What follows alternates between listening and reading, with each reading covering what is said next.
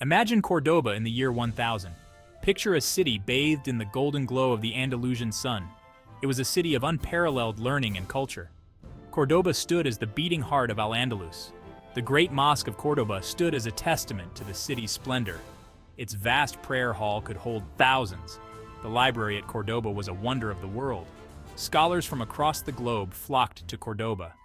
Cordoba was a city of immense wealth. Its bazaars overflowed with silks, spices, and exotic goods. But beneath this veneer of prosperity, cracks were beginning to show. The once mighty caliphate was teetering on the brink of chaos. The Umayyad Caliphate, once a pillar of strength, was now plagued by internal power struggles. Ambitious nobles vied for influence. Intrigue and treachery became commonplace. In 1009, Sulayman was ruling in Toledo and Muhammad II in Cordoba. Both asked Christian kings from the north for help. The Christian kings first helped Sulayman conquer Cordoba and then helped Muhammad II to regain it. Throughout all these events, the losers were the Muslim people who were killed in droves. In 1010, after the chaos that Muhammad's two Christian troops were causing in Cordoba, the influential people decided to replace him and bring back Al-Hisham II to the throne. Muhammad II was killed.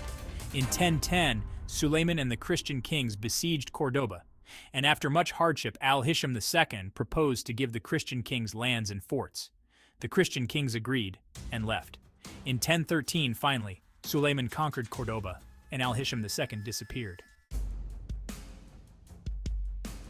As the Umayyad Caliphate tore itself apart from within, Christian kingdoms to the north saw an opportunity. They had long been content to nibble at the edges of Al-Andalus, but the chaos in Cordoba emboldened them. They began to play a more active role in the region's affairs. The Counts of Catalonia, in particular, saw a chance to expand their influence. The Christian kings understood the power of playing one Muslim ruler against another. They offered their support to the highest bidder. Their goal was simple: to weaken the caliphate and expand their own territories. The Christian intervention added another layer of complexity to the already volatile situation in Cordoba. The fall of Cordoba, when it came, would send shockwaves throughout the Muslim world. Imagine the plight of the ordinary citizens of Cordoba during these tumultuous times. For decades, they had enjoyed peace and prosperity. Now, their lives were turned upside down. The streets, once bustling with merchants and scholars, were now often deserted. The only sounds were the marching of soldiers and the cries of the oppressed. The constant fighting disrupted trade. Food shortages became common. Prices soared. The poor, already struggling to survive, were pushed to the brink of starvation. Many fled the city altogether. They sought refuge in the countryside. They hoped to avoid the violence. Those who remained in Cordoba lived in a state of constant fear. They never knew when the next battle would erupt. The once beautiful city was scarred by war. Buildings lay in ruins. The great mosque, once a symbol of Cordoba's grandeur, was desecrated. The intellectual and cultural life of the city, once so vibrant, ground to a halt. The people of Cordoba, once proud citizens of a mighty caliphate, were now reduced to pawns in a deadly game. The turbulent events of the early 11th century left an indelible mark on the city. In 1016, after ruling for 3 years, Sulayman was defeated in battle and killed by the ruler of Malaga, Ali bin Hamoud, a descendant of Idris. In 1018, after ruling for 2 years, Ali bin Hamoud displeased some of his followers by raising taxes and was killed. The new ruler was a member of the Umayyad family with the Khalifa name, Abdur Rahman IV. He was a grandson of the former Caliph, Al-Hakam II.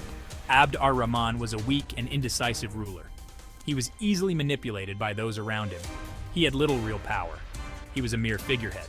The real power lay in the hands of the Berber generals. They had installed him as caliph. They battled for control of Cordoba. The city became a battleground once again. The citizens of Cordoba were caught in the crossfire. They despaired of ever seeing peace and stability restored. The Umayyad Caliphate, once a byword for power and prestige, was now a shadow of its former self. The caliph himself was little more than a puppet. He was forced to dance to the tune of his Berber masters. The once proud dynasty was crumbling from within. Its authority had been fatally undermined. The future looked bleak. The fall of Cordoba seemed inevitable. In 1018, when some of the followers of Ali bin Hamoud found out about the murder, they installed his brother, Qasim bin Hamoud, as ruler of Cordoba. Abdur-Rahman IV, while making a tour of Andalus, was killed 2 months after the start of his rule. In 1021, after ruling for 3 years, Qasim bin Hamud was chased out of Cordoba by his nephews. Yahya bin Ali became the ruler of Cordoba. In 1023, Qasim and his troops attacked Cordoba, and Yahya bin Ali ran away, and Qasim started ruling there. In 1023, Qasim was chased out of Cordoba by its population, and an Umayyad family member, put in his place by the name of Abdur-Rahman V. After ruling for 1 year, he was killed in a conspiracy led by Abu Imran. In 1024, Muhammad III became the new Khalifa. He was a member of a distant branch of the Umayyad family. He was a skilled warrior. He was a charismatic leader. He quickly gained the support of several powerful Berber factions. He also won the backing of the people of Cordoba.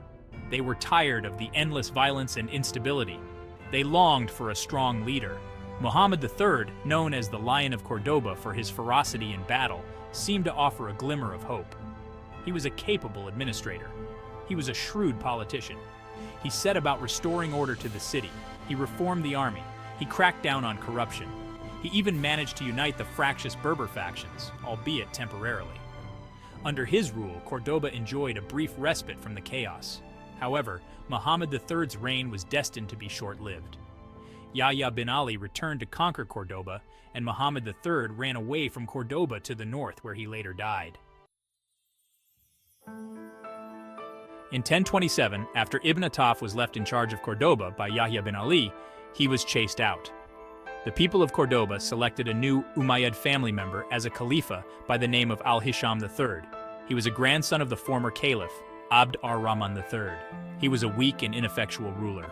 He was little more than a pawn in the hands of the powerful Berber factions. Hisham III's reign was marked by chaos and instability. The Berber factions, their power now absolute, battled each other for control of the remnants of the caliphate. The city of Cordoba, once the jewel of Al-Andalus, was reduced to a shadow of its former self. Its streets were deserted. Its once grand buildings lay in ruins. After 4 years, in 1031, the inevitable occurred. The Berber factions decided to abolish the caliphate altogether. Al-Hisham III was chased out of Cordoba, and the Umayyad dynasty in Andalus had come to an end. The dissolution of the Umayyad Caliphate had a profound impact on the Muslims of Al-Andalus. The once mighty caliphate, which had protected their interests and fostered their culture, was gone. In its place arose a patchwork of small, independent kingdoms known as taifas. These taifas were often at odds with one another. This disunity left the Muslims of Al-Andalus vulnerable to attack from the Christian kingdoms to the north. The fall of the caliphate also had a devastating impact on the intellectual and cultural life of Al-Andalus. Cordoba, once a center of learning and scholarship, fell into decline. The vibrant culture that had flourished under the Umayyads began to wither. The fall of the Umayyad Caliphate was a tragedy not just for the Muslims of Al-Andalus, but for the entire Islamic world.